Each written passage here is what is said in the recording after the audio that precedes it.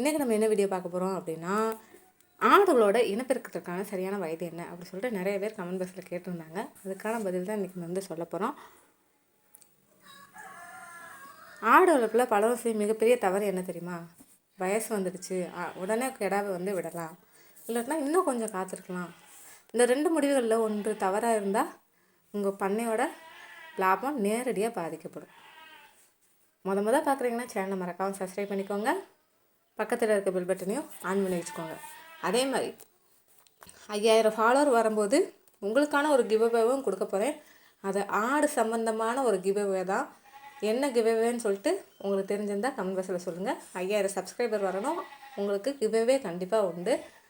அது வந்து ஒரு நீங்கள் வந்து ரெகுலராக கமெண்ட் பண்ணுறீங்க அப்படின்னா அவங்களுக்கு வந்து கண்டிப்பாக அந்த கிவ்அவே போகும். இன்னையிலேருந்து யார் யார் ரெகுலராக வந்து எனக்கு கமெண்ட் பண்ணுறீங்க அப்படின்னா அவங்களுக்கு வந்து 5000 சப்ஸ்கிரைபர் வந்த உடனே அவங்களுக்கு அந்த கிவ்அவே வந்து கொடுக்கப்படும். இந்த முடிவுகள் வந்து தவறாக இருந்துச்சு அப்படின்னா பண்ணையோட லாபம் வந்து நேரடியாக பாதிக்கப்படும். சரியான வயதில் இனப்பெருக்கம் செய்வதனால என்னென்னா, ஆரோக்கியமான குட்டிகள் வந்து கிடைக்கும். தாயாடு நீண்ட காலம் உற்பத்தி வந்து தரும். மருத்துவ செலவும் குறையும். பண்ணையோட லாபம் அதிகரிக்கும். இன்றைக்கி இந்த வீடியோவில் 2027 பின்பற்ற வேண்டிய இனப்பெருக்க வயது, உடல் எடை, கிடா தேர்வு, பராமரிப்பு, தவிர்க்க வேண்டிய தவறுகள் என அனைத்தையும் முழுமையாக வந்து பார்க்க போகிறோம். வீடியோ ஸ்கிப் பண்ணாமல் கடைசி வரைக்கும் பாருங்கள். ஃபஸ்ட்டு இனப்பெருக்க வயது ஏன் முக்கியம் அப்படின்னா, பலர் வந்து என்ன செய்கிறாங்கன்னா வயசை மட்டும் பார்த்து கடாயை வந்து விடுறாங்க. ஆனால் ஒரு நல்ல விவசாயி வந்து வயசை மட்டும் பார்க்க மாட்டாங்க. அவன் என்னெல்லாம் பார்ப்பார்னா, உடல் வளர்ச்சி, உடல் எடை, ஆரோக்கியம், தீவன நிலை, இனத்தின் தன்மை, இந்த 5 சரியாக இருந்தால் தான் சிறந்த இனப்பெருக்கம் வந்து கிடைக்கும். பெண் ஆட்டின் சரியான வயது என்ன தெரியுமா? 2026 கால்நடை நிபுணர்கள் பரிந்துரைப்பது என்னென்னா, பெரும்பாலான இனங்களில் வந்து 10லேருந்து 12 மாதங்கள் வயசுக்கு பின்னாடி தான் முதல் இனப்பெருக்கம் செய்யணும் அப்படி சொல்லிட்டு சொல்கிறாங்க. ஆனால் வயதை விட முக்கியமானது உடல் எடை. பெண்ணாடு அதன் முழு வளர்ச்சி எடை வந்து 65லேருந்து 70% வரைக்கும் வந்திருக்கணும். உதாரணமாக முழு வளர்ச்சி 40 கிலோ அப்படின்னு சொல்லிட்டு நம்ம நினைக்கிறோன்னா குறைஞ்சது ஒரு 26 இல்லைன்னா 28 கிலோ எடை வந்து இருக்கணும். அப்போ தான் நல்ல வந்து ஒரு கர்ப்பம், சுலபமான பிரசவம், நல்ல பால் தரும், ஆரோக்கியமான குட்டி வந்து கிடைக்கும். இப்போ நம்ம பெண்ணுக்கு மட்டும் வயசு பார்த்தா போதுமா? ஆண் கிடாக்கு வந்து பார்க்க வேண்டாமா? ஆண் கிடாவின் வயசு பலர் வந்து 5 அல்லது 6 மாத கிடாவை இனப்பெருக்கத்துக்கு வந்து பயன்படுத்துகிறாங்க. இது வந்து தவறு.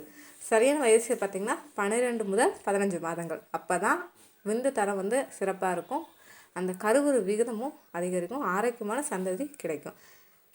மிகவும் சீக்கிரம் இனப்பெருக்கம் செஞ்சால் என்ன ஆகும் அப்படின்னா, குட்டி வந்து சிறுசாக இருக்கும், தாயாடு பலவீனமாகும், பாலும் இல்லாமல் போயிடும், அடுத்து சினையாகிறதுக்கு கொஞ்சம் லேட் ஆகும், சில நேரங்களில் உயிரிழப்பும் ஏற்படலாம். என்னென்னா அதனால் அவசரம் வேண்டாம்.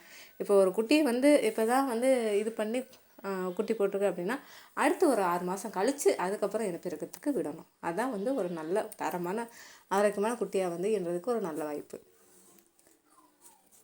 ரொம்ப தாமதமாக செஞ்சாலும் பிரச்சனை தான். அதாவது 18-20 மாதங்களாகி இனப்பெருக்கம் செய்யாமல் விட்டால் உடல் கொழுப்பு வந்து அதிகரிக்கும், அந்த கருவிரன் திறன் வந்து குறையலாம், பொருளாதார இழப்பு ஏற்படும். சரியான நேரமே சிறந்த நேரம்னு கூட சொல்லலாம். இனப்பெருக்கத்திற்கு முன்னாடி செய்ய வேண்டியது என்னென்னா, 30 நாட்களுக்கு முன்னாடி நல்லா பசுந்தீவனம் கொடுக்கணும், புரதம் அதிகமான அடர் தீவனம், தாது உப்பு, சுத்தமான குடிநீர், குடற்புழு நீக்க மருந்து, அப்புறம் தேவையான தடுப்பூசிகள். இந்த பராமரிப்பு கருவுர் வாய்ப்பை வந்து இன்னும் உயர்த்தும். இப்போ சரியான கிடா வந்து எப்படி நம்ம தேர்வு செய்யலாம் அப்படின்னா, கிடா வந்து எப்பயுமே ஆரோக்கியமாக இருக்கணும், நல்ல உயரம், நல்ல உடல் அமைப்பு, கால்களில் வந்து குறைபாடு இருக்கக்கூடாது, நோய் வந்து அந்த ஆடுக்கு வந்து வந்திருக்கவே கூடாது. அதுதான் நல்ல ஒரு தரமான கிடாயின்னு கூட சொல்லலாம்.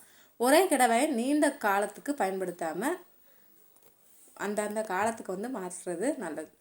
இப்போ இனப்பெருக்க அறிகுறிகள் என்னன்னு சொல்லிட்டு பார்க்கலாமா? பெண்ணாடு வந்து அடிக்கடி கத்தும், வாலாட்டும், தீவனம் வந்து குறைவாக சாப்பிடும், பிற ஆடுகளை வந்து தேடும், அந்த பிறப்புறுப்பு வந்து சிவந்து காணப்படும். இந்த நேரமே கிடாவை வந்து சேர்க்க ஏற்றது அப்படின்னு கூட சொல்லலாம். இப்போ பெரும்பாலான விவசாயிகள் வந்து நிறைய தவறுகள் பண்ணுறாங்க. அதில் வந்து 10 தவறுகள் என்னன்னு சொல்லிட்டு பார்க்கலாமா? வயசை மட்டும் பார்க்குறாங்க, எடையை வந்து பார்க்குறது கிடையாது, பலவீனமான கிடாவை வந்து பயன்படுத்துகிறாங்க, குடற்புழு மருந்து போடாமல் இருக்கிறது, தடுப்பூசியை வந்து தவிர்க்கிறது, அதே மாதிரி குறைந்த தீவனம், அந்த உறவின இனப்பெருக்கம், அதிக வயது கெடாவை பயன்படுத்துறது, நோயில் ஆடுகளை வந்து சேர்ப்பது, அதே மாதிரி நம்ம அதுக்கு பதிவு இல்லாமல் பராமரிக்காமல் இருப்பது. இப்போ 2026 சிறந்த ஆலோசனை என்ன தெரியுமா உங்களுக்கு? பெண்ணாடாக இருந்தால், அதாவது ஒரு 6 மாதத்துக்கு மேலே, ஓகேங்களா, 6, 7, 8, 9, 10 அந்த மாதங்கள் ப்ளஸ் சரியான உடல் எடை அந்த மாதத்தில் இருக்கான்னு செக் பண்ணிக்கோங்க. கெடாவாக இருந்தால் 1 வருஷம், அதாவது 12லேருந்து 15 மாதங்கள். இனப்பெருக்கத்துக்கு முன்னாடி உடல் பரிசோதனை செஞ்சுக்கிட்டால் நல்லது தான். நல்ல தீவனம், சுத்தமான சூழல், சரியான பதிவேடு, இந்த 6 விஷயங்களை பின்பற்றினா உங்கள் பண்ணையும் உற்பத்தியும் லாபமும் கணிசமாக உயரும். ஓகேங்களா? அப்போ ஒரு பெண் கடாய்க்குன்னு பார்த்தீங்கன்னா 6 மாதத்துக்கு மேலே தான் நம்ம வந்து இனப்பெருக்கத்துக்கு விடணும். அப்போ தான் ஒரு நல்ல தரமான ஆரோக்கியமான குட்டியாக இருக்கும். அதே மாதிரி சில பேர் வந்து ஊசி மூலம் வந்து இது பண்ணுறாங்கன்னு சொன்னாங்க. நாங்கள் இது வரைக்கும் ஊசி நாங்கள் பயன்படுத்துறது கிடையாது. நாங்கள் இயற்கை முறையில் தான் வந்து கெடாய் வந்து இனப்பெருக்கத்துக்கு வந்து இது பண்ணுறோம். ஆனால் வந்து ஊசி போட்டு மாடுகளுக்கு வேணால் செனை பிடிக்கிறதுக்கு ஊசி போடுவாங்க. ஆனால் ஆடுகளுக்கு வந்து செனை பிடிக்கிறதுக்குலாம் நாங்கள் ஊசி போடுறது கிடையாது. இயற்கையாக வந்து இனப்பெருக்கத்துக்கு விடுறது மட்டும்தான். ஓகேங்களா? ஆடு வளர்ப்பில் வெற்றி பெறுவது அதிக ஆடுகள் வச்சிருப்பதால் கிடையாது. சரியான வயசு, சரியான ஆட்டை சரியான முறையில் இனப்பெருக்கம் செய்வதனால் மட்டும்தான் வெற்றி வந்து வரும். 2026 அறிவியல் முறைகளை பின்பற்றி செயல்பட்டால் குறைந்த முதலீட்டில் கூட அதிக வருமானம் பெற முடியும். நிறைய ஆட்டில் நஷ்டம் ஆனவங்களும் இருக்காங்க, குறைஞ்ச ஆட்டை இது பண்ணி பெரிய லாபம் எடுத்தவங்களும் இருக்காங்க. ஓகேங்களா? இந்த தகவல் உங்களுக்கு பயனுள்ளதாக இருந்தால் கண்டிப்பாக வீடியோவை மற்ற ஆடு வளர்ப்பாளர்களுக்கும் பகிருங்க.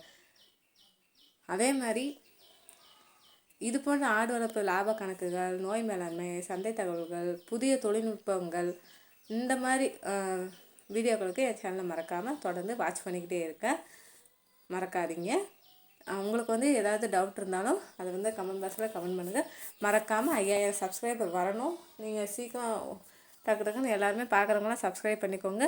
அப்போ தான் யார் அடிக்கடி கமெண்ட் பண்ணுறாங்கன்னு நான் வாட்ச் பண்ணிக்கிட்டே தான் இருப்பேன். இது வரைக்கும் ஓகே. இனிமேல் வந்து பண்ணுறவங்க இந்த ஜூலை 11ன்னு வச்சுக்கோங்க. இன்றைக்கி ஜூலை 11, ஜூலை 11லேருந்து அடுத்து 5000 சப்ஸ்கிரைபர் வர வரைக்கும் யார் வந்து அதிகமாக கமெண்ட் பண்ணுறாங்க அப்படின்னு பார்த்துட்டே இருப்போம். அவங்க பண்ணுறவங்களில் ஒருத்தரை தேர்ந்தெடுத்து அதிகமாக பண்ணுறவங்க மட்டும்தான் இந்த இதுக்கு வந்து எலிஜிபிள். பண்ணுறவங்களுக்கு கண்டிப்பாக ஆடு வளர்ப்புலையே நாங்கள் வந்து அது சம்மந்தமாக என்ன வந்து உங்களுக்கு கிவ்அவே கொடுக்க முடியுமோ அது 5000 சப்ஸ்கிரைபர் வந்த பின்னாடி நான் சொல்கிறேன்.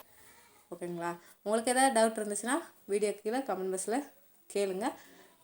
ஃபோன் நம்பர் வேணும்னா பழைய வீடியோ காலில் இருக்குது, அதுக்கு ஃபோன் பண்ணி டவுட்லாம் கேட்டுக்கோங்க. ஓகேங்களா? நாளைக்கு என்ன வீடியோ போகலான்னு சொல்லிட்டு நாளைக்கு பார்க்கலாம்.